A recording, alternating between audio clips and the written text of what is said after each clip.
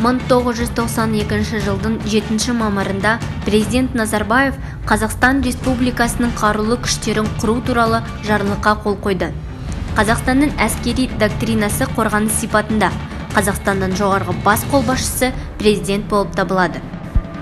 Қазақстан Республикасының қарулы күштері құрлық, әскери теңіз және әуе қорғаныс күштеріне бөлінеді.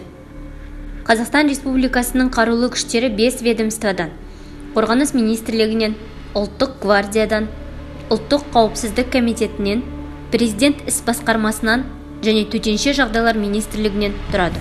Біздің қаламызда 55-524 әскери бөлімі Қорғаныс министрлігі әскерлігінің өкілі. Бөлім 1969 жылы құрылған. 1992 жылдан бастап Қазақстан Республикасының Қорғаныс министрлігінің қармағында. Қазіргі уақытта бөлім қару-жарақты, әскери техника мен мүлікті сақтаудың орталық базасы болып табылады. 55-524 әскери бөлімінің негізгі міндеті Қазақстан Республикасының қарулы күштерінің әскери техникасының жауынгерлік әзірлігін қамтамасыз ету. Қаламыздағы 55-16 әскери бөлімі ішкі әскерлердің өкілі 1992 жылдың ақпан айында құрылған. Бөліммен шешілетін негізгі міндеттердің бірі қоғамдық тәртіп пен азаматтардың қауіпсіздігін қолдауға, заңға бағынушы азаматтар тарапынан жаппай тәртіп бұзушылықтардың жолын кесуге бағытталған патрульдік бекеттік қызмет болып табылады.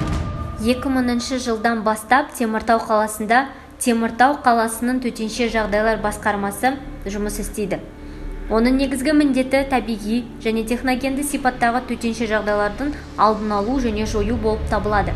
Теміртау қаласындағы әскери міндеттілерді есепке алу, шақыруды ұйымдастырумен қорғаныс істері жөніндегі департамент айналысады.